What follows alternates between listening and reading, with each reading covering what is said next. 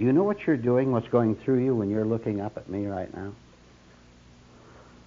Do you know? I'm asking you a question. Do you know what's going through you as you're looking at me? Shall I tell you? If you don't know, I'll tell you. Among other things. There are many varieties, of course. One thing, you're studying me, how I am handling things up here. Right? You're looking at me. When I reach over here for the piece of paper, you want to see if I'm identified with moving over and looking at it, you know, kind of a dull gaze, looking down and then coming back up and then suddenly startled that you're out there and all that. You're studying me to see if I'm asleep in this chair. You're trying to catch little clues of it. That's part of it. The other part of it is you just want to see, maybe once in a while I do something right, and maybe you could imitate it. Really, you're looking up here, and you stand up here in front of an audience on Sunday and shake and tremble and run out of things to say, and you're thinking, maybe I could do a little better than that, maybe, if I can, and you'd be inspired by it. You want to maybe get some practical examples of how to talk before an audience. Now, if you were doing other things, try to see what they were. Why are you studying me so intently? And I assure you, you must eventually get to the point where when you stand before an audience, you understand that point completely, and there's no resistance in you at all. There's no wishing they would look away or anything like that. Because if you're doing that, you are still hiding something yourself. You can be very alert. You can see, I'm watching, for example, how my hands are doing this right now, and I'm looking around at several of you in the room, looking at you in the eye just now. When you ever get up before an audience, the important thing is not at all whether you handle yourself properly. Take my word for it. Right now, the important thing is not whether you stand up here in poise and confidence and give a good solid talk. The important thing is whether you are watching your reaction to that audience and the wide variety of expressions on your faces and the arousal of certain memories of certain people that you've known in the past or know now. The important thing is for you to be up here, and if you shake, if you run out of words to say, if you don't like the way that one person is kind of holding himself at an angle and looking at you, the only important thing is for you to know that state you're in while you're right in front of the audience. If you don't do that, you can stand in front of an audience for years and years and give great, so-called great talks, with or without notes. You can stand in front of them and talk in your sleep to them, never knowing that you were in your sleep talking to them, and they never knew it. You must use an audience anytime you're in front of them. And it doesn't have to be an audience like this, where you're in front of 50 or 60 people. It can be an audience where there's just 2 or 3 of you sitting around talking, and you're watching them watch you. All right. If you read the menu in a cafe and never have the dinner, you're going to get pretty hungry, right? You can read the menu all day long. You can think about the dishes that they're offering. Unless the dinner actually comes and you consume it, you're going to grow weak, and you're going to remain as you were when you first came into the cafe.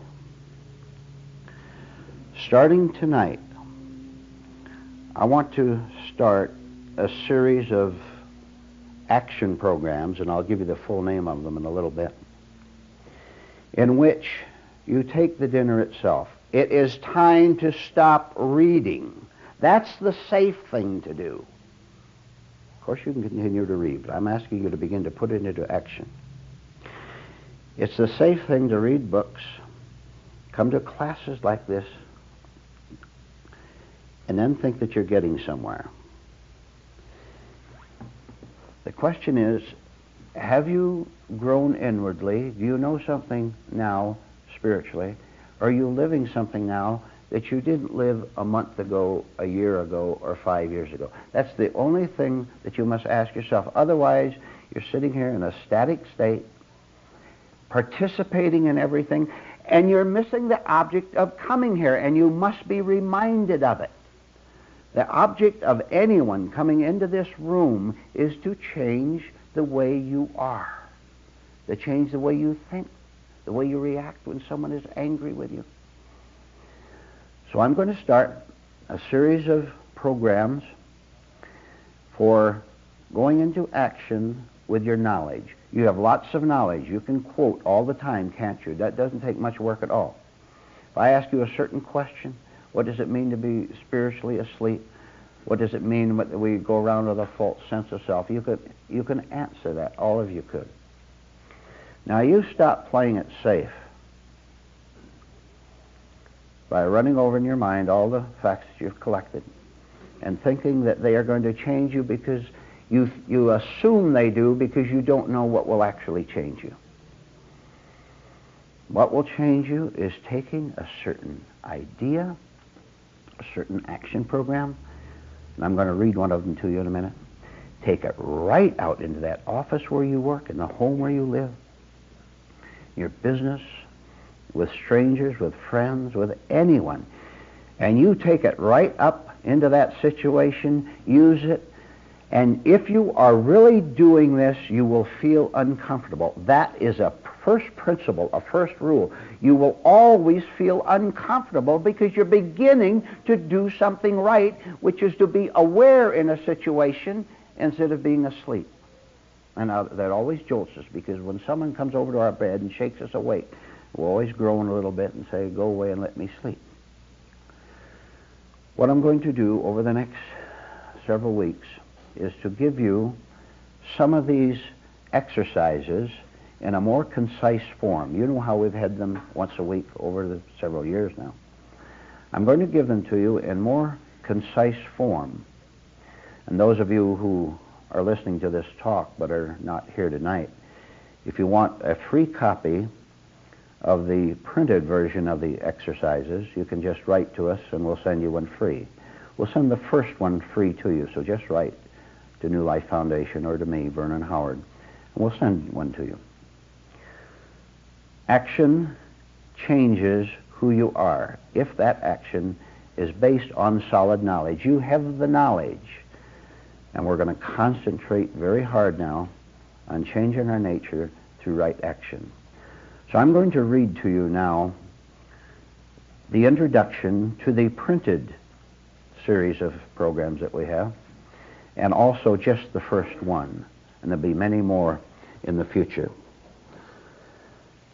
The overall title of these programs, here's the official title of it: Practical Exercises for Inner Harmony. That's what it's all about. Practical exercises for your inner harmony. And it's not very harmonious just now, is it? So here's the title again: Practical Exercises for Inner Harmony by Vernon Howard. Here are several fascinating exercises that will add fresh mental and spiritual strength to your day. They will show you a new and easy way to win over every kind of event, whether at home, at work, anywhere. They will give you higher insight, permanent happiness, and true security.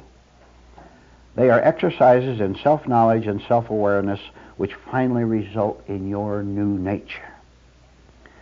Like all great truths, these exercises can be explained fully and clearly in just a few words. But they are more than mere words. They're like mining for diamonds. There's an abundance of precious jewels just awaiting your discovery. Practice each exercise for one full week. Give each one your constant attention and affection. Let it guide you beyond mental knowledge to spiritual wholeness. Exercise 1. Keep your mind where your body is. Have you ever noticed the following curious condition? Your physical self is walking around the home or seated in a cafe, but your mind is in a castle in faraway Spain. While your mind is absent, the body is left unattended, leaving it open to mistakes and unexpected shocks. Practice at keeping your mind in the very same location as your body. First, notice the body itself, observing whether the jaw is tense or relaxed, the position of your arms, and so on. Next, notice where your body is, perhaps in the kitchen or in an office or at the seashore. Also, suddenly break away from watching television to realize that you had been absent from body awareness. After faithful practice, you will feel an interesting and healthy change within yourself. You will be increasingly aware of yourself and of your relationship with your surroundings. You will experience a falling away of the dreaded sense of isolation and loneliness. So watch yourself in daily action, and that action will become increasingly easy and naturally powerful. Once more, those of you who are listening to this talk but are not here tonight, if you'll write to us, we'll send you a free first copy of the exercise, Practical Exercises in Inner Harmony, for Inner Harmony. Write to us and we'll send you one without cost. We've been pretty careless now up to this point. And if you don't stop your carelessness, you have one thing to do. Continue with it and get entangled in it. Carelessness means believing that that very next book is going to say something that's going to change you. Carelessness consists of taking sociality, even in this room, taking the sociality of it as your reward. If this is your reward, you're going to miss the real reward. The reward in which you were not afraid of being with yourself. Now, you think what I just said. You are presently afraid of your own company. Why do you cling to other people? Because that's a fact that you are afraid of yourself. Why do you make quite sure that you have someone to go to talk to telephone, to write to be in conversation with, useless, idle conversation? Because you dread any time when you may have nothing distracting out there and you come right face to face with being you. Therefore, being you as you now are is pretty dreadful. Now look, you've been reading these books, you've been hearing these talks, and nothing has changed. You had better wake up to the fact that knowledge, information, facts all by themselves change nothing because they are mere ideas. They are right ideas. They are true ideas, and they're a part of the general pattern of truth. But they don't change you. What will change you is to give up the belief in mere ideas. Because as long as you believe in ideas, you also still identify with them, and you say, I have facts. I'm a reader of books, and I go to that class, and I talk about these higher principles. And you're still crabby. Aren't you? You still snap at people. Now look, I'm talking about action. I'm talking about sacrificing your delusions. And that practical exercise for inner harmony that I just read to you is a marvelous start. Let's see what it says. Keep your mind where your body is. Now I want to tell you first of all that it is not necessary to always do that. You can't always do that. We are built in a certain way where we can be doing a certain task. We could be sweeping the floor. At the same time, you can be thinking of something else that's necessary, can't you? Be thinking of your shopping list or wherever. So it's not necessary for you to always keep your mind where your body is. We're asking you to do it as an exercise so that when you're thinking about something when you're not aware of your body, you're thinking of something only practical. And you'll only be doing that when it's a safe thing to do. You won't be driving your car and be off in the castle in Spain. You'll be watching for the traffic signal, for example.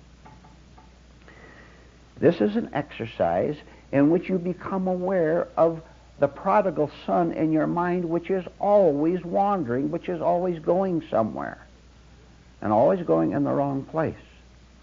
What we want to do is to be able to call the mind back so that we're conscious of the body when it is necessary, so that we don't do foolish things, so that we don't waste our time, so that our whole inner and outer actions are systematic and efficient, so they're not wasting our total energy by dividing it wrongly, by going off somewhere.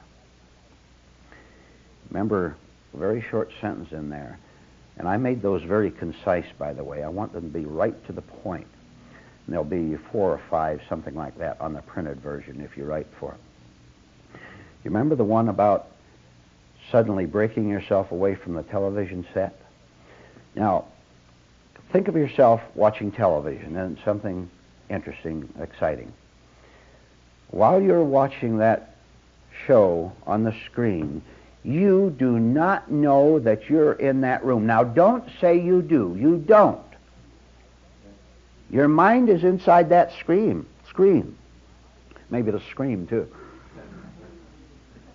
And there's that castle in Spain, and you are the brave knight or the beautiful heroine. You don't know that you're in that room. Now, it's harmless in this case. No one's going to attack you, and no tiger or anything like that. You're physically safe. But there are a lot of times when you're not. And you watch how accidents, if everybody in the world followed just this one thing alone, the accident rate would go way down to almost nothing. You will break your attention when you're watching that exciting TV show, break it off, and look to the side of the room, and over on the one side is a chair, and over on the other side is a table. And you look over there, and all of a sudden it's a little jolt to you, and all of a sudden, for just a little bit, for a second or two, you know where you are. And that's what it's all about. And now you get caught again. Oh, that's so exciting. That cowboy's about to rescue the lady in the stagecoach. And so your attention is brought back again to the screen, and you're gone again. Right? Over a period of time, you add this. It's part of that exercise of when you watch TV or go to a movie, or even listen to the radio for that matter. But stick to TV for now. All those color, all that color and all that excitement up in front of you. You deliberately put yourself in discomfort and pull away, and you will be really astonished the first time you do it. You have not done it. I know you haven't. The first time you do it, you'll be so astonished, and you'll say, you know, I thought I understood what that man was talking about that night, and now I see that I didn't, because I just thought about it. I didn't do it. I'm talking about the deliberate, voluntary action of you watching that show, and then, because your spiritual memory is developed right in the middle of it, you remember, I'm supposed to know where my body is, and where it is in this room. And so you shift away from the screen, and that's gone for a minute, and you know you're there. You know you're there. You don't even have to look. You become aware of where you are. Then it goes back again, and you're lost again. Will you promise yourself that you'll do this from now on? And you begin to see what we mean by keeping your mind where your body is. It wasn't there when you're watching the screen. Our carelessness has caused, listen to this for a visual fact. Our carelessness in our life and in our spiritual life has caused the jungle to creep up and cover up that valuable city. The reason I put it that way, I heard a story a while back of about a city in Mexico that had been a civilization 500 years ago, 1,000 years ago, a great flourishing city. You probably read about it too. And here is these temples and the steps and all that. And something happened to the people. It went away or something, and the jungle took over, and it was all covered. They covered up for 5,000, 6,000 years. Finally, someone suspected that it was there because they'd found others, I suppose. And so they started exploring around where they thought it was. And they saw one little corner of a building, and that's all they needed. And they got the workmen in there to pull all the jungle back, and there was a city restored again. We are covered up with creeping vines. Isn't that a good way to put it? this action that we're talking about, where you take these principles out into the world, will help you to take off this vine and that little branch over there, gradually uncover and see things as they really are. And here's the nice part.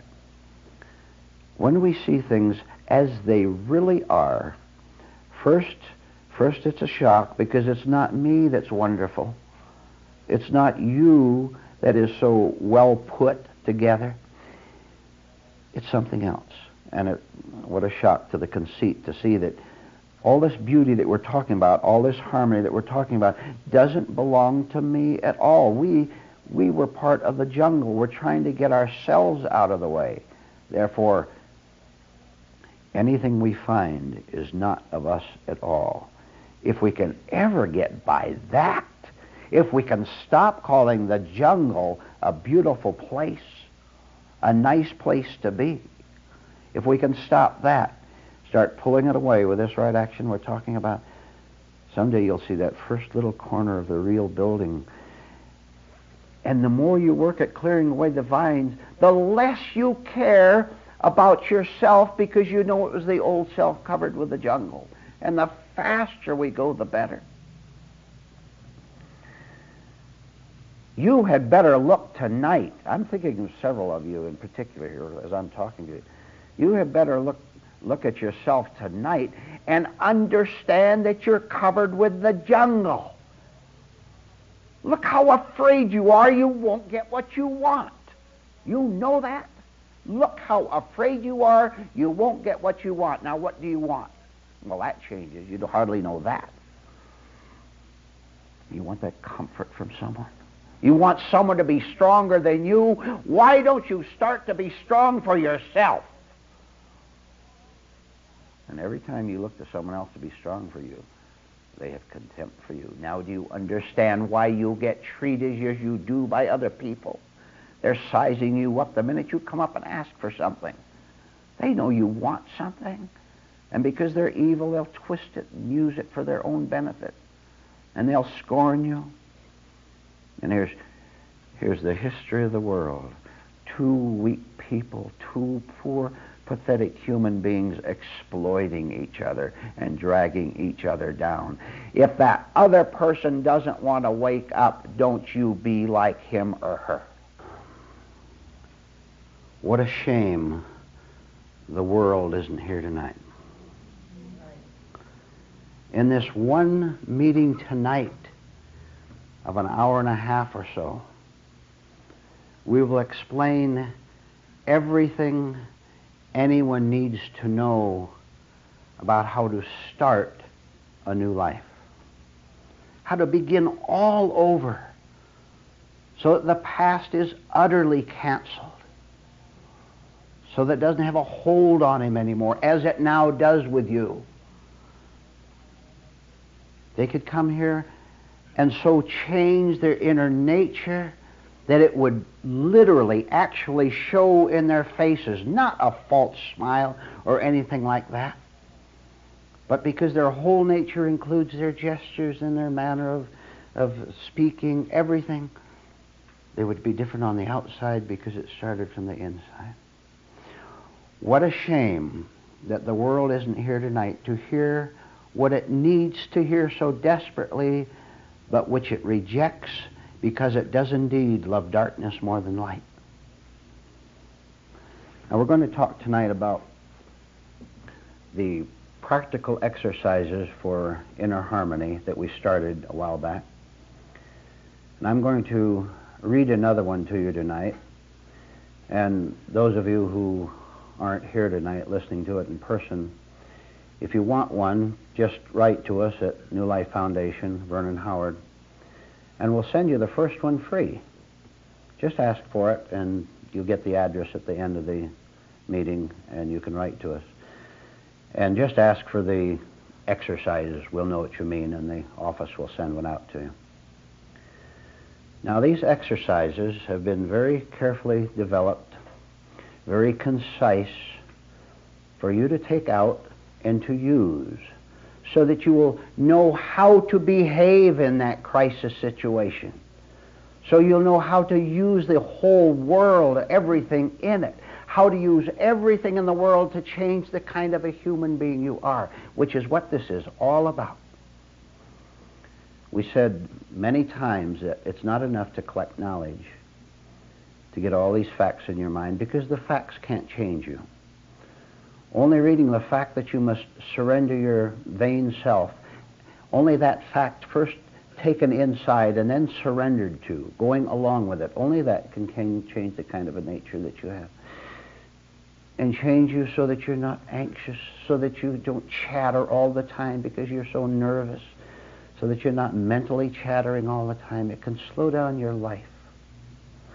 So I'm going to read one more to you tonight, and it's fairly brief, very concise, as I said, so listen to it and take it out into the world. And there'll be many more. And those of you writing in for your free copy, there will be several on the page that you'll receive. This one is called Answer Only Yes or No. Here's your exercise to take out into the world. The title, Answer Only Yes or No. Here is a simple but richly rewarding exercise. Wherever possible, answer every question from another person with only a yes or a no. And it is much more possible than you may think. Try it. As you may have noticed, human beings leap at the smallest opportunity to chatter on and on and on. You will deliberately interrupt this habit in yourself in order to become conscious of it. Notice how you give yourself an uncomfortable jolt when stopping with only a yes or a no. Watch how your whole nature jumps up to protest, and notice how it yearns to rush onward with a long explanation or a hasty defense or a proud announcement. Refuse to listen to these demands. Stand firmly on the rock of yes or no. Sometimes you may have to extend your answer, but in these cases, keep your answer so short that you still hear your usual nature shouting its protest. This exercise saves you your energy for higher activities. This exercise saves your energy for higher activities. This is what the room and the teachings are all about in this elementary level of saving your energy. And quit thinking useless thoughts, foolish thoughts, thoughts that keep you drained, so drained all day that at the end of the night you're exhausted. And yet, not having learned the lesson, you get up the next morning and start all over again. We human beings don't learn very well, do we? We don't learn very fast. Now, I want to tell you one thing that will happen to you, one beautiful thing that will happen to you as a result of saving your energy through this exercise, for example. You will find, and listen to the way this is stated, and maybe it'll impress you because it's so concise. You will save energy to read yourself. You've been reading all the books, right? You've been reading little articles on how to change yourself, and they're right in their place. Knowledge has its place. Why don't you start reading yourself and go directly to it? Once you understand that you can read yourself, which we're going to go into in some detail, once you understand that it can be done, why don't you do it? I've talked to you about it many times. I've told you to just walk down the street sometime, and whenever your eye is attracted by an object, when you see that object, the car that you want, the girl that you want, whatever you want, at the same time you see that, you also turn back and read your own mind. What did your mind say when it sighted that object that you wanted so much? You could see all kinds of things, couldn't you? Example of frustration that you can't afford the car or whatever. Remember the phrase that you can start reading yourself, and it is essential that you do so. The old phrase, self-knowledge, what do you think it's all about?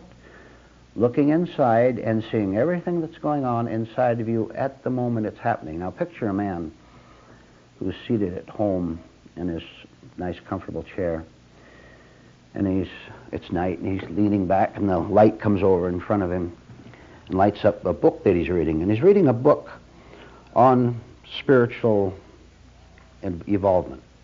And he comes to a chapter on the subject we just talked about, the chapter of reading yourself, reading your own mind, reading your own life. And as he reads the facts about it, some of the facts I just gave you a minute ago, that you walk down the street and you notice yourself in action, you notice what goes through your mind, he begins to say, I'm reading this book right now. Now that's collecting knowledge. That's fine. But this book is giving me knowledge that says I must do something higher than that, which is to read myself. Now this is interesting. So he takes the knowledge and begins to apply it. And here's what he does. Say he reads 2 hours a night in that nice comfortable chair and under the light. He reads 2 hours a night.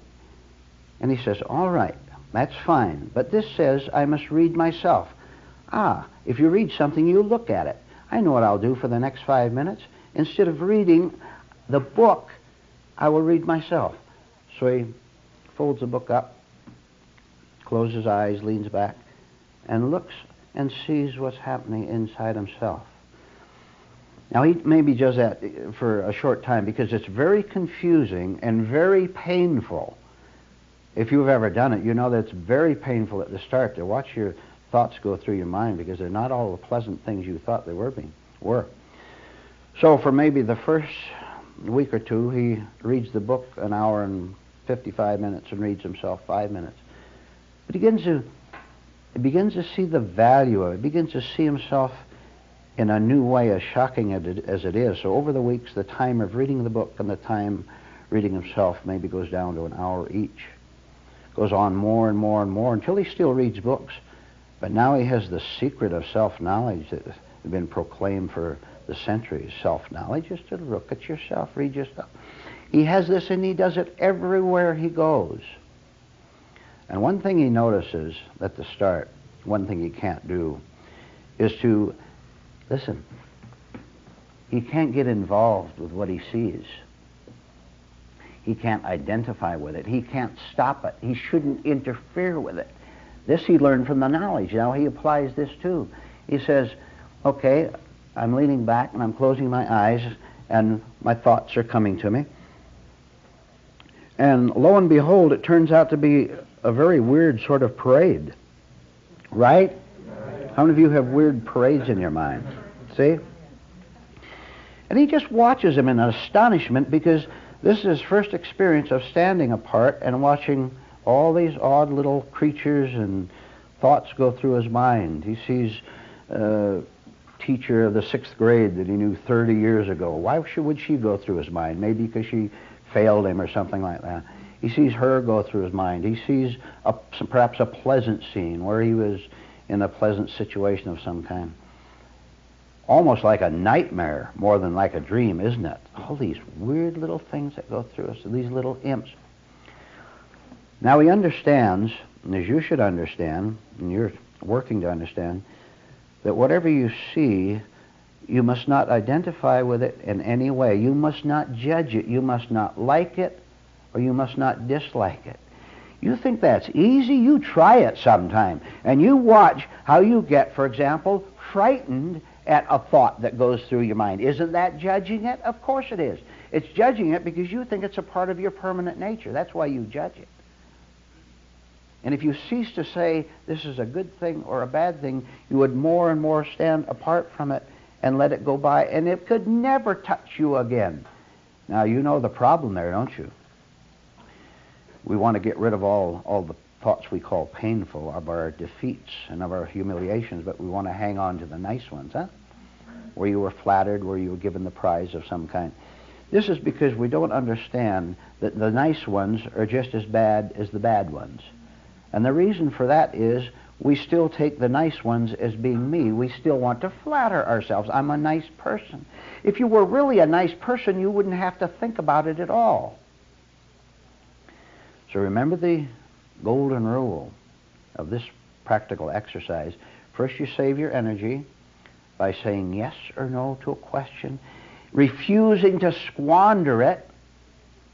And then you remember that you can connect it with the idea of reading yourself all day long. Other people are blabbing down at the cafe, in the home, and you may even be standing around right with them, but your mind is working.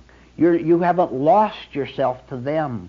You don't join the mad chatter just because it's the thing to do like you used to do, because you can't live that way anymore.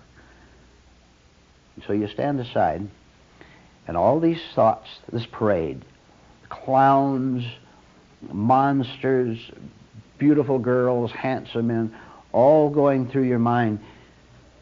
You see them, and if you've learned your lesson from the rest of these books that you've learned, you'll ask yourself, what is that to do with me? As a lesson. Even if you have to say that, you're still caught by it, but it's a good approach. What is that to do with me? Haven't you ever had a dream? A horrible dream? One of you had horrible dreams, huh? A dream, and you wonder where on earth that came from. After 30 years, here's the face of that person, or here's that anger, or that little tiny incident that you didn't think anyone knew about, and maybe just you knew about, but there it is again. That was down there all the time, wasn't it? Now, when you see that for the first time, and you see it very, very clearly, what's going to be your reaction to it? You know what it should be. There it is, and you let it go. It has nothing to do with your life, but you must have the courage to let it go. To let it have nothing to do with your life, because that's maintaining your old life, the life you say you want to get rid of. Let's find out how honest you are, how sincere you are. If you see that either embarrassing or flattering incident in this parade, if you see that and you just let it go by, don't grab onto it, don't feel emotional about it, don't feel bad about it. If you do, you just recreate yourself, and you know what that means. You've created your old nature that you have to live with again, just as you lived with it a week ago and 10 years ago. Why don't we start now to get rid of it the right way and the only way, which is to be above it. Now, there's something in all of us that can be developed, that can be uncovered, that's above everything that's wrong. You're wrong. It makes no difference how bad we've been in the past. That's the beauty of truth. See, you talk about forgiveness, you talk about love, you talk about compassion. This is what we're talking about right now. That there is a way for you to be different. The past, listen to me. You don't understand me. I know you don't. But the past can be utterly canceled. When you see that, then you are utterly new, because you're living right now. There's no time. There's no past to regret. There's no future to look forward to. And you understand that you mustn't look forward to any future, or that creates you again. But you're living fully right now. It is not easy to get to the point where you can see your thoughts and not grab them, and not say, that's me, therefore I should feel ashamed, or that's me, therefore I should feel elated over it. It's not easy. And it's so difficult. For a long time you'll do it in an imaginary way, and you'll come up and tell me that you perform the exercises, and I know that you're not doing it at all, because I can see too many things about you that haven't changed. Now, the reason I mention it's very difficult, not to discourage you, but because we don't want to evade anything. We don't want to evade the difficulty of the task. We've done this so long. We're going to face it no matter how hard it is to do, how much work, how much we have to be humiliated, how many shocks. Look, don't just say, I'm going to tolerate them from now on. Go the extra mile, go 10 extra miles, and say, I am going to welcome them. I'm going to be active in welcoming anything that destroys my own neurosis. Isn't that intelligence? Isn't that sensible? And isn't that about time? Let me tell you a personal observation I had some years ago that connects very much with the idea of reading yourself. I was watching a television show, and it was one of these programs where a certain famous actor was being roasted. And if you don't know what that means, it means that there's a big banquet, and they often have it on television, in which there's a couple hundred famous people there, and one man has been selected to be roasted. That is, to be kidded about, and little secrets about his life revealed. But it's all in good humor, all in good fun. One famous man or woman after another gets up behind the mic and says some little something funny about the man who's the hero of the moment. And the camera often goes to the person being roasted, really honored, being honored, and to catch his reactions. Of course, he laughs too. because he knows it's all in good fun. Now, I was watching one of these, and it was the time to be a hero for a very famous actor, and you would know his name, world famous. And as the roasting was going on with the jokes and the good humor, I was watching him very carefully. Sometimes even when the camera wasn't directly on him, you could see him out in the corner of the screen. I could study his face. I was watching his face to see what was really going on inside of him at the moment. Now, on the surface, he was doing all the right things. Someone would tell a joke and he would laugh. Now, someone would make some funny remark of some other kind and he would nod his head and clap his hand to his forehead maybe. He was going along with it. Now, I looked at the man and I could see behind that someone who's making the great mistake that we've been talking about earlier of identifying with your own thoughts. He was no longer a real young man, and he was world famous, probably very wealthy. And on his face was an expression of a combination of several things, of resignation, of defeat, and yet trying to keep the show going, because he was, after all, a professional actor. But I was reading behind his surface expression what was going on inside him. And what was going on was what we've been talking about, which was identification with his own thoughts. Someone would say something, and he would get a certain thrill out of it because they were really complimenting him, telling him what a great man he was, great actor and all that. And he would get a thrill out of it. Yet, now listen carefully. This is very subtle. At the same time, he was feeling elated and laughing on the surface. He also was feeling depressed and defeated in reality, but listen to this. He was grabbing onto that defeat and depression and gloom that was showing through on his face, and he liked that. That depression beneath the surface of his good humor on the outside, that surface was him for the moment. You understand? This was his identity. I'm depressed. And he was saying, have I wasted my life? Here I am. What a curious situation I'm in. I'm being honored by millions of people on television and in person here. I'm being honored by millions of people, and yet I feel a defeat. Have I wasted my life becoming famous?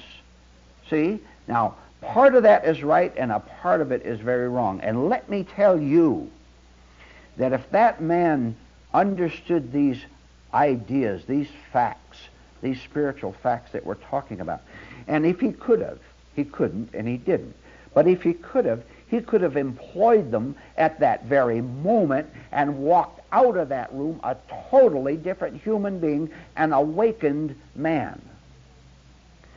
But he grabbed onto the depressed thought and he said, that is me. Have I wasted my life? You understand what I'm getting at? Because you can do it now. You can succeed in reading yourself, seeing these depressed thoughts, these dark thoughts, and having nothing to do with them. Why do you believe in them? That man did, and it was so clear. On the surface, very happy, and he was playing that part of the role too.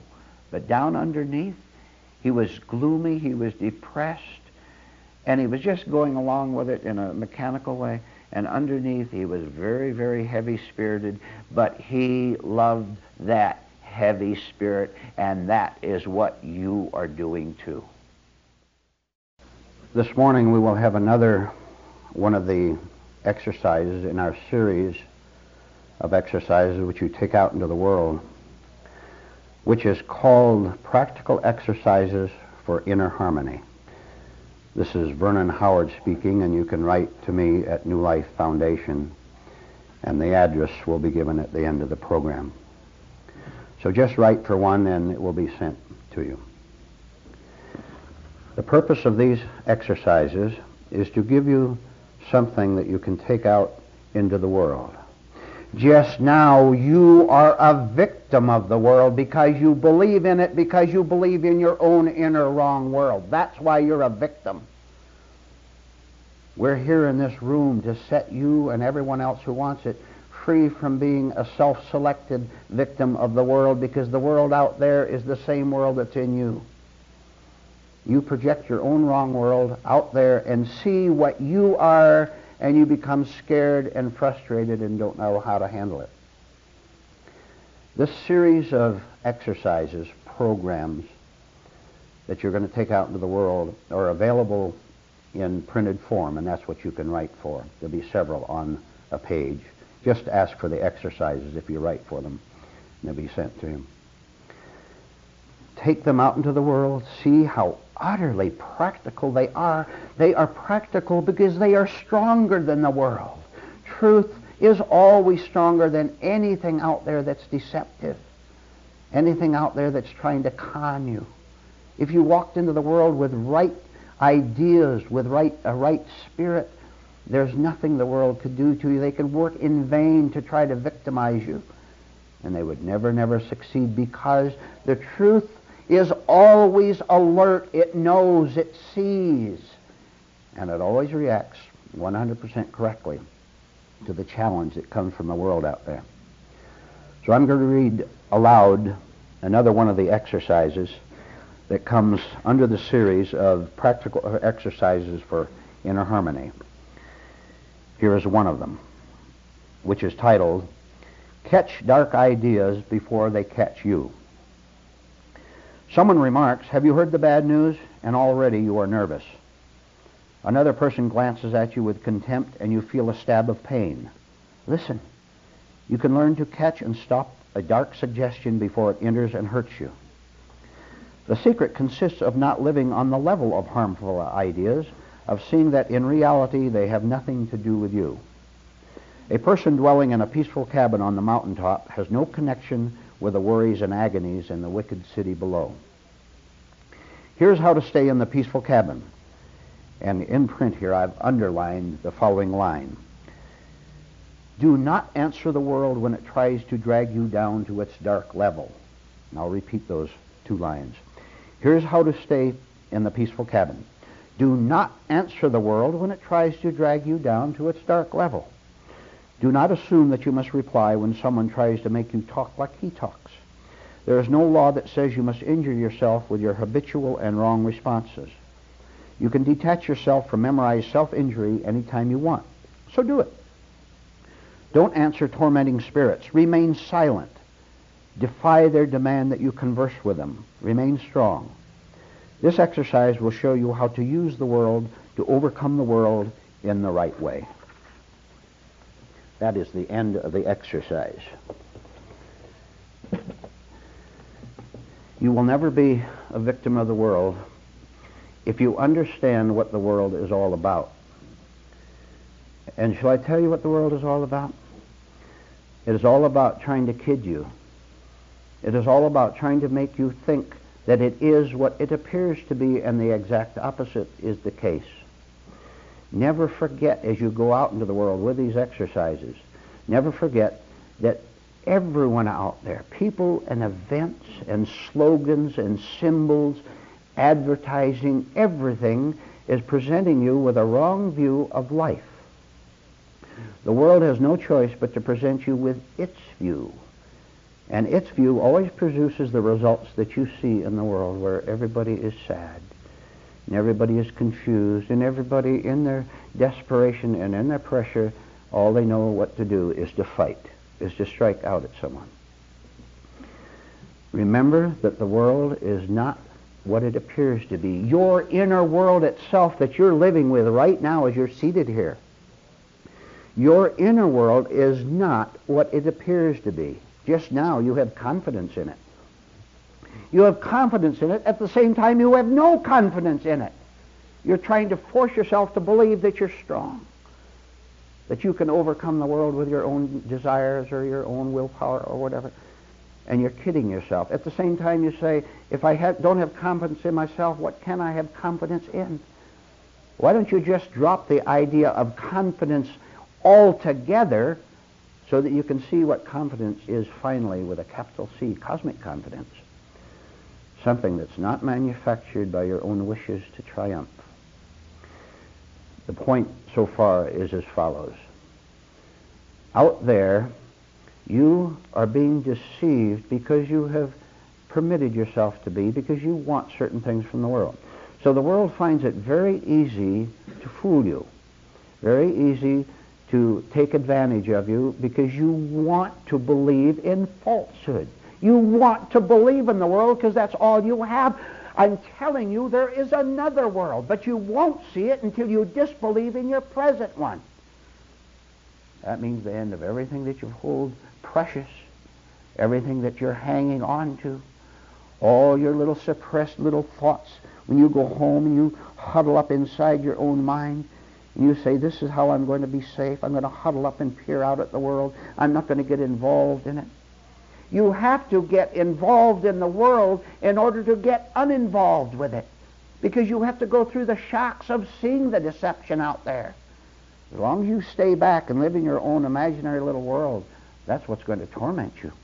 You have to be very brave in this inner journey. You have to be willing to go right out into everything, not foolishly, not do dumb things.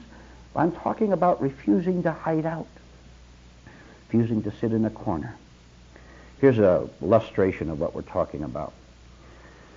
There was a little village at the base of a mountain. And this village, a pretty little place on the exterior. And at the base of the mountain, where it was situated, a stream came down. And the stream started, small river, started from the top of the mountain and came on down 50 miles or so down the side of the mountain, wove its way through the town and went on.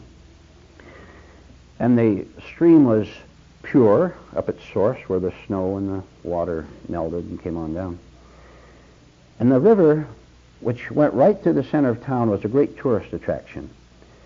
And the city authorities built a bridge over it to add to the appeal. And they advertised all over the country that this was a beautiful town because of the special stream that went through it.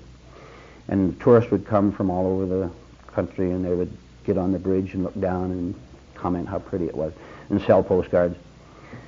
And so here's this stream ran through town, which was a tourist attraction, and it was also the source of water for the people who lived in the town. They drank the water, and the farmers drained some of it off to irrigate their fields and their orchards. So this is the way it was. Now, there's one thing that was wrong with the town, which was that everyone was unhealthy. People were not happy because they were ill, and they didn't know the source of their illness. So one day, a man came to town who was an expert on water. In fact, he had the title water purifier expert, something like that. Pure water expert, that's better. He was a pure water expert. And he came into town along with the rest of the tourists, and nobody knew that he was different. But he knew. And so he got off the tourist bus with everyone else, and he walked to the center of the bridge with everyone else. And it was a large bridge. 50, 60 people could stand at the railing on both sides and look down at the stream and remark at its beauty and purity.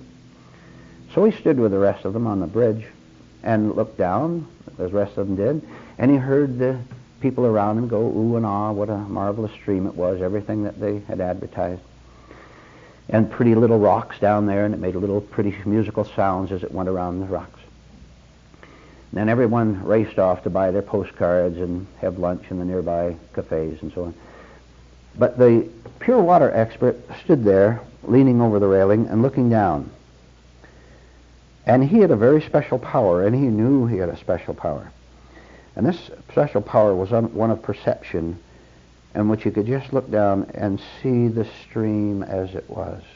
And what he saw was impurity. And he knew, after he saw that, the cause of the illness of the people in the town. He knew the whole story about it. So, seeing it, he walked around town and he started telling people. He said, do you know that this stream that you admire so much and that draws so much commercial business to town, so much money, do you know that that stream is impure, that it's poisoning your health, and this is the reason everyone in town is so unhealthy? He went around telling people that. And they didn't believe him.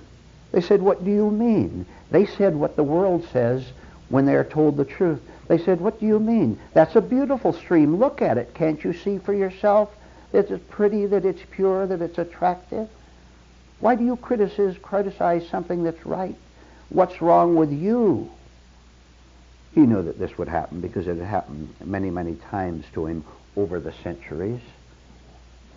And so he finally decided, well, I better tell the city authorities about it. The people don't seem inclined to listen. Maybe they could influence them, which he knew better. But anyway, he went to the city authorities and told them the same story. "I know you're making a lot of money from advertising this stream, but do you know that it's making everybody unhealthy?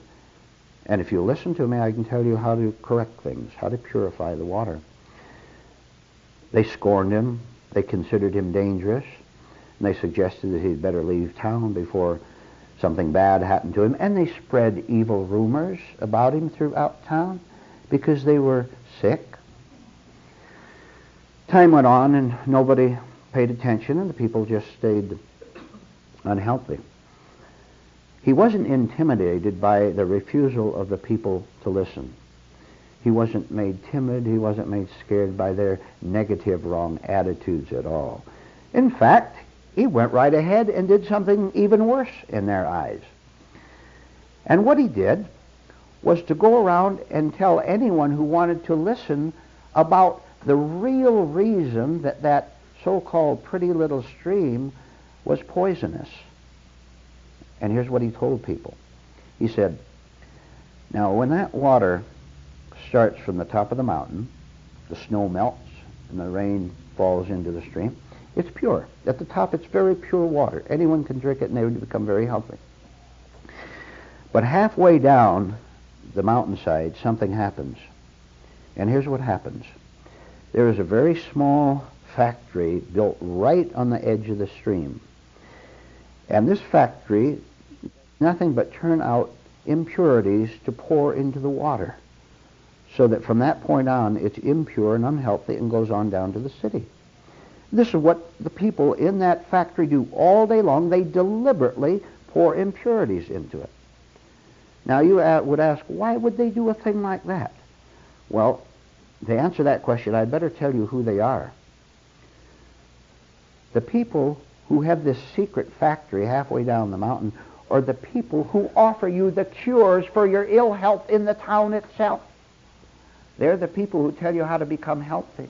They're the people who say, we'll pray for you and we'll comfort you and we'll straighten out all your difficulties with ill health. And those people that work up there in secret at night, work up there secret at night in the darkness of night, those people up there live in this very town. They're what you call your best friends. They're the people that you think are good people. He went on and told them the whole story about how the problem was right within the town itself and they refused to see it. What do you suppose happened? You know what happened because you know what the point of the story is. You tell people what the truth is. Do they listen to you? Or do they say, please leave me alone, don't upset my life? Here are people who are angry, who are suffering, who are scared, like you are. Like you are who are listening to me talk. You know you're scared, and I know you're scared. And you're being told the way out. Why do you refuse it? Why do your minds turn to criticism instead of acceptance? I'll tell you why. Because there's something wrong with you. You are afraid to dare to see something that is not a part of you. Would you say, real honestly now, would you say that a person who is distressed all the time, who is angry all the time, who loves to argue, who must find enemies, would you say that that person was internally healthy or sick? Now, you know the honest answer to that. Now, if you like to argue, if you must criticize, if you must sneer, if you must scoff, is there something wrong with you or is there something right with you? There is something wrong and you know it. All right. Can you listen to what I'm saying? And right now, as you're listening, be dreadfully, painfully honest that this is the fact. Or are you going to push it away and say, don't upset me by giving me the facts? The world doesn't want the facts at all. The world wants appearances. The world wants to go out onto that bridge and go into emotional excitements over what they call their beautiful life. And they even call their arguing, their contempt for truth, as part of the beauty. To them, listen to this, contempt for what is right, what is true, what is decent, contempt becomes their beauty. Are we mad or not? I'm telling you, this is the way it is. And the reason they idolize everything that's wrong inside of them is because they're idolizing themselves. They and their sickness are one. You had better start listening to the voice of truth when it tells you what it can do for you. Now, there were 2 or 3 people in that village down there, just 2 or 3 in the whole town, who understood that man who was telling them how to purify the water, that man was telling them the facts. Of course they were painful facts. Of course they were making money from selling souvenirs. They were making money by saying, I live in the little village where that famous stream is, and identifying with that statement, I'm a part of that city. They understood that they would have to go through a certain conscious pain in order to be free of the falsehood that they were tied to. And I'm telling you that when you start to listen to truth, you become conscious of the fact that you're going to have to let a lot of things go. By the way, do any of you go up at night halfway up the mountain and work in that factory? I'm telling you that you do. You do it every single night. That is in the darkness of your own unconsciousness. You go up there and you put poison in the stream, and then you go down and drink from it and wonder why you're sick. How's that for unaware living? How's that for not knowing what you're doing with your life? How's that for being under a state of psychic hypnosis? We wander up the hillside, the mountainside, in the dark of night, put the poison in it, thinking all the time of all the rewards we're going to get by giving false answers to people. Then we go down and we don't know that we drink the very water we polluted ourselves. You catch yourself, and maybe these exercises will help you. You catch yourself putting the poison in the water at the time you are doing it. Do you know what that consists of? How many of you have been irritable in the last 24 hours? You poisoned your own stream, and now you have to drink from it. Now never ask again why you're ill. I have just explained it to you. That you've chosen to want to get the false reward, whatever it might be, and it could be 1,000 different odd and weird ones. You've chosen to have the reward of the thrill of poisoning the water and then complaining about it. Complaint, I've told you, is very valuable to a person who's not in his right mind, who's not in his true mind. You stand on the bridge alongside that water expert. You stand on the bridge and just stand there and first of all, listen to how all the tourists around you are exulting over the thrill of being there and identifying with everything, being excited, so that they prefer the excitement of standing there instead of looking down and studying the water itself to where they could look into it deeply and see the impurities. I'll tell you, you are now, those of you who are with this, committed as much as you can be, you are beginning to develop the kind of spiritual sight in which you can look out at the world and look at the inner world too and spot instantly what is wrong. Now I'll tell you, do you think that any person who really sees the impure water in himself or out in the world there, do you really think that they're going to drink from it? Do you think they're going to have the urge to keep poisoning themselves like that? Or are they going to have something else that goes against the cry of the world, which says, don't upset me with the facts? Don't disturb me. If you disturb me, I'm going to go away or hate you or both. You are here to be brave. You're to do the exact opposite of what the world does and what you have been doing all your life. What you have been doing is closing your eyes, crying a little bit, and turning and running away. tens of thousands of people, just in this country alone, are exposed to the teachings of the water purifier. Millions of people every day are exposed to it, but they turn away because they're afraid that the water is going to make them ill, and they're already ill. Don't you see why we come back time and time again to the word impartial investigation? Not an investigation in which you find what you want to find, in which you find what appearances are. You believe in a certain thing. You think, for example, you think just like those people believed that the stream was pure and good and beautiful, and you toss out phrases out into the world that people are beautiful. If you think that human beings are beautiful, how come you fear them? You can't fear true beauty, and you don't see the contradiction. You say the world is such a lovely...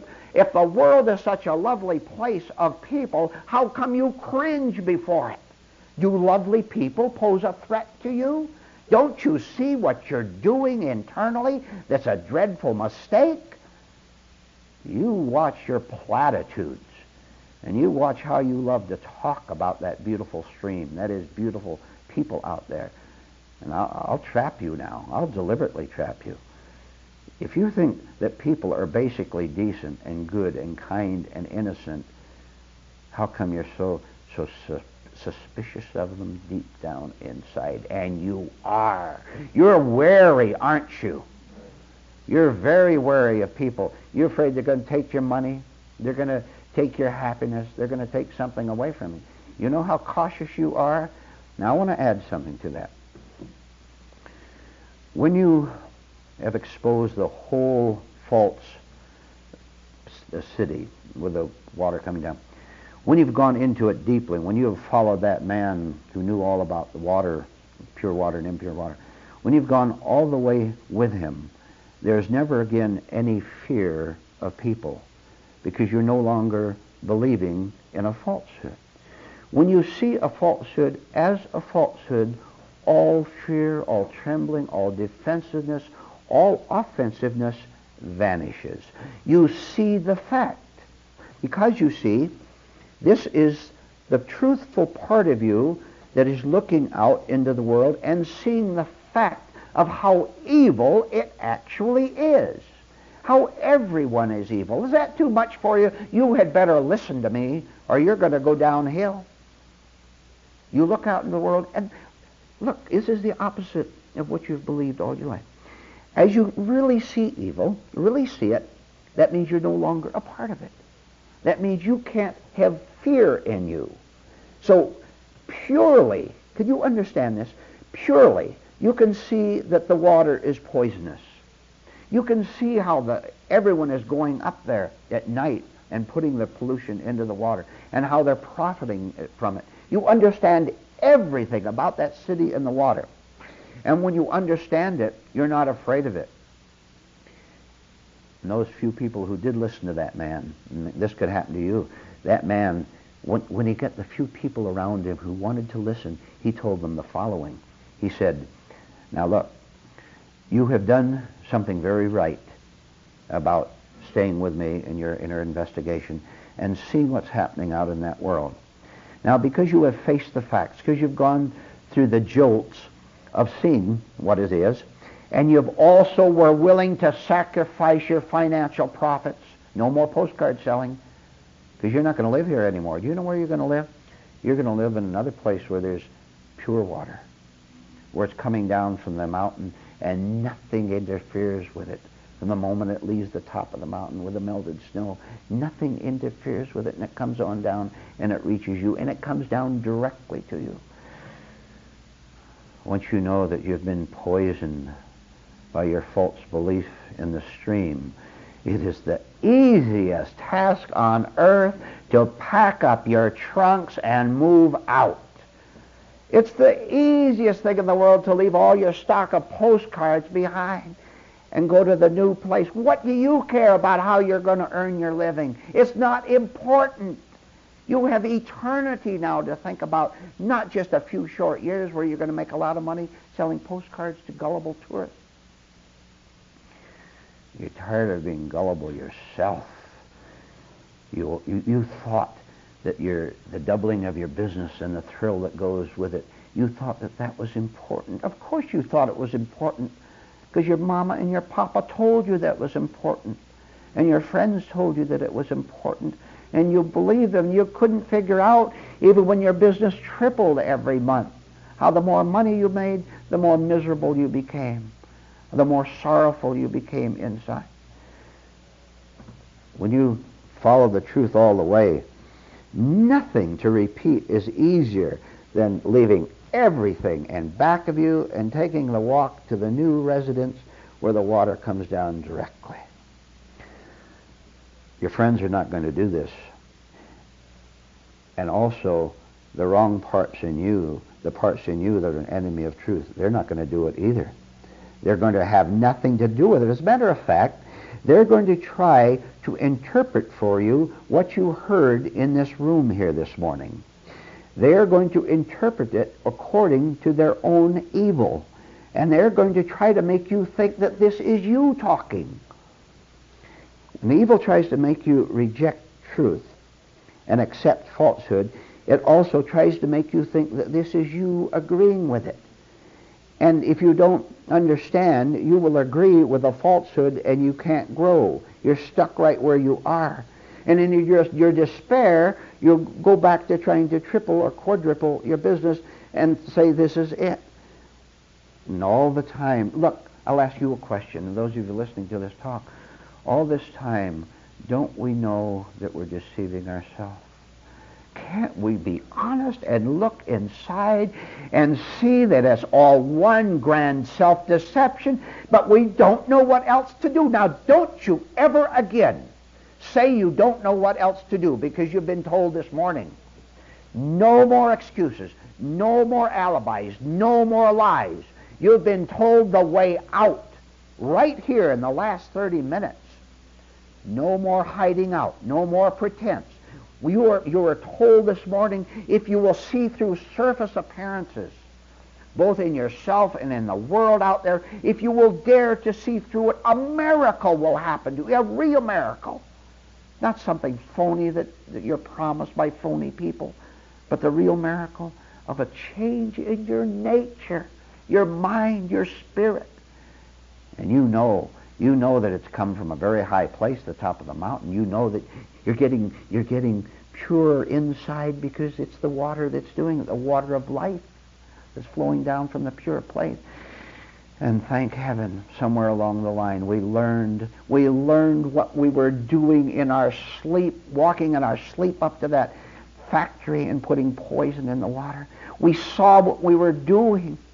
We understood what we did in our sleep. Now we're beginning to wake up when we catch ourselves getting ready to walk up there again. That is going to an anger or into despair or into suffering. We catch ourselves walking up there and we say, no more. I stop right here. And every time you'll stop yourself a little shorter. Maybe the first few nights that you begin to practice being awake, you'll walk up to within 10 yards of the factory, the false factory. The next night, you'll stop 10 yards shorter, halfway up the next time. Pretty soon you can catch yourself getting ready to leave your house to go up there. Finally, the time will come when you'll this is a long time work, where you're in the home and you see the urge, oh, I want to make a lot of money. I want to be famous. I want to get that woman. I want to get that man. I want to get that fortune. You'll see it coming to you, but you're separate from it, and you say, no more poison water from me. And it's so easy then to say no. I'll tell you, if there are 20 trillion devils in this universe, 20 trillion devils attacking you, not one of them can enter and affect you if you're drinking from the pure water. There's no way. This is what is called a true spiritual life. This is what is called letting truth live your life for you. And I invite you to try it for yourself. I am preparing, and we are printing, a series of practical exercises for inner harmony. And that's the exact title of the series of actions, instructions that you can take out into the world, take the knowledge you've collected in these classes, take it out and put it to work for you, so that you let the knowledge turn into action and the action turns into insight. And I've been giving you a certain number of these practical exercises, and I'm going to read one more today. And those of you who are not here presently today and want a copy of today's exercise plus a few others, just write to Vernon Howard, and the address will be given later. Just write us and we'll send you the first one free. Just ask for the exercises and we'll know what you mean. All right? The exercise I'm going to read now is called Slow Down Your Life. Slow down. Relax. Dare to deliberately disobey those inner screams that demand that you rush nervously around. You need not obey them. Instead, obey another quiet voice that assures you that the casual life is the truly powerful and efficient life. Here's the spiritually scientific reason for slowing down. Since the slow way is not your usual way, since it is unusual, you suddenly notice it. You see, we never notice the familiar. We become conscious only of the unfamiliar. So by voluntarily slowing down, you create an unfamiliar condition which calls attention to itself. This is profitable self-awareness. Whenever possible during your day, select specific areas and practice deliberate slowness for a while. Here are 3 excellent ways. A, walk at 1/2 your usual pace. Notice how you notice yourself walking. B, pause for 3 seconds before replying in a conversation. Silently count to 3, then answer. C, reach very, very slowly for an object, perhaps a pencil or salt shaker. See how you see yourself in a different way? Remember, life is not a race for you to win. It is a school for your higher education. Slow down. Right now we're going to do it right here in this room. I'm going to do it myself. I'm going to relax in front of you and slow down the pace of my voice so that the part that starts to slow down will send instructions to the other part. When you came to this room, were your minds racing and your feelings going in different directions? Anxious and nervous? All right. Right now, deliberately and consciously, let's consciously defy that thrust, that force that says you have to keep rushing internally. I'm going to tell you a short story that will illustrate the point that we're talking about of slowing down. There was a man who found it necessary to make a trip across a dark and dangerous country.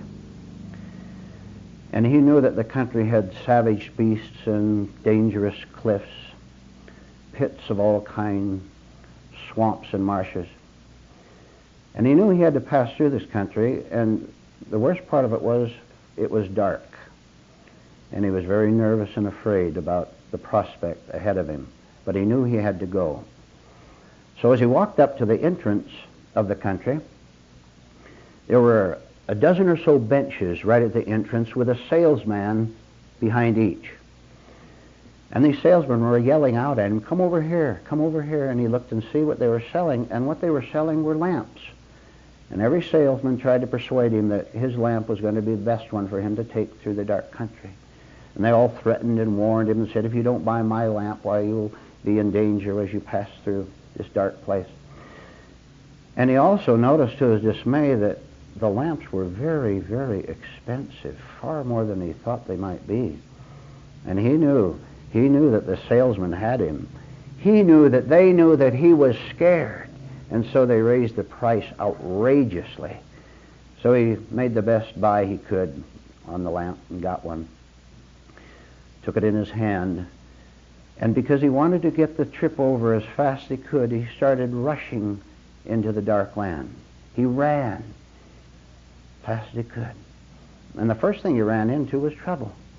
He bumped into trees that he couldn't see and stumbled over roots and bushes. And he felt, and rightly so, that he was in peril, because there was a tiger over there walking along casually, and he's hoping the tiger wouldn't see him. And there was a cliff over there, and he saw within the first hour of crossing that dark country the peril he was in. Several times he just barely missed attracting the attention of that savage tiger. And he fell down several times, got up bruised, picked himself up, and went on his way. And he fell down so many times, he began to slow down to wonder what was going on. I bought a lamp from that salesman, and he said I would be able to see my way through and pass all the way through, and yet I'm falling down. What's going wrong? He finally understood what had happened. And have you reached this point in your spiritual life yet, where you know you've been sold false goods, goods that don't work? You've been sold a lamp that is worthless. You thought you had light. They told you that if you took this course or studied this religion or whatever, that you'd be safe, and you know you're not safe. Well, he did a very intelligent thing. He did it because he was compelled to do it. He saw no other course, and what he did was to drop the lantern. And he got rid of that burden, at least, of carrying a useless lamp around. But now look at the state he was in. Right in the middle of the dark country, having to proceed and having no light to keep him safe. What did he do? What are you going to do in your spiritual life when you run out of all the false equipment that you're carrying, your false lamps? What are you going to do? I'll tell you what he did. He saw that when you don't know what to do, the only thing you have to do is see fully that you don't know what to do and stop there. Now you listen to this. When you don't know what to do, you go out and buy another false lamp that doesn't work for you, don't you? Do you understand what I'm talking about? You go to another thrill or another religion or another escape. Now listen to the intelligent act that this man took. When he saw he didn't know what to do, he was in a dark land without a lamp. When he saw he didn't know what to do, he saw the only right thing to do was to do nothing at all, but to see fully that he didn't know what to do and stop right there. And that's what he did. He made no move at all to rush back for another lamp or to cry or to complain. Look, let's go over it again. If you don't know what to do, if you truly don't know what to do, then the only thing to do is to do nothing. Just to know there's nothing to do, instead of anxiously race off trying to find your own answer. How are you going to find an answer racing around in that darkness? What you're going to do is run into the tiger or run over a cliff, and this is what happens to human beings all day long. This man, being wiser than most people, just stood there in the darkness, knowing he didn't know what to do. And let me tell you what happened next to him. As he stood there doing nothing, not trying to think his way out, feel his way out, not crying, not doing anything, here's what happened to him, and you listen to this. He began to see in the dark. As he stood there, all of a sudden a special light from within himself came up, and he could begin to see out into the dark, so he could see the tiger a mile away, and he could see that cliff, and he could see the marshes. The light inside of him that came when he stopped trying to get his own false light, the light began to glow inside of him and went out. And listen to this. This is an advanced spiritual state. Listen to this. If you can see in the dark, is there darkness for you? As far as you're concerned, if you can see in the dark, does the dark exist? No. The darkness might exist for 50, 1,000, 4 billion other people who are trying to race through that same country. It exists for them because they're always racing back and spending a lot of money for more lamps. And they go out and they try again. You've got to stop trying to find your way through with your own strength. And that's what he did. He gave up. And when he gave up, something that he didn't know existed at all within, something that had been there and all covered up, concealed, but because he refused to try to save himself, something that was higher than him had a chance. Now I want to repeat one point again. If you've learned how to see in the dark, is there darkness for you?